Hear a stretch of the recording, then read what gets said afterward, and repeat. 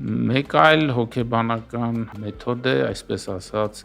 խայծի էֆեկտը, երբ մեզ առաջարկվում են 3 տարբերակներ, այդ 3-ից մեկը այնպես է նախագծված, որ երևի թե որևէ տարբերակով մենք իրան չենք ընտրի, դա մեզ ուղղակի պատրանք է տալիս ընտրության, բայց իրականում դրդում է կամ ամենաէժանը կամ ամենաթանկը ընտրելու եւ այդ մեջտեղի տարբերակը իրականում հաճախ նախագծված է ոչ համարժեք, որպեսզի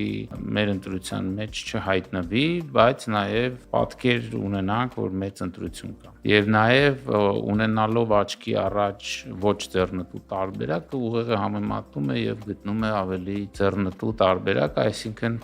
մեր որոշումը կանխատեսված կամ նախապես ուղղորդված է լինում։ Լուծումը կամ հակաքայլը այս իրավիճակում պետք է հարց տանք, արդյոք մեր որոշումը կփոխվեր, եթե մեջտեղի տարբերակը չլիներ։ Եթե պատասխանը այո է, ապա հավանաբար մենք ուլ ենք տվել խայծը եւ կայացրել ենք վաճառողի տեսանկյունից ցանկալի որոշումը,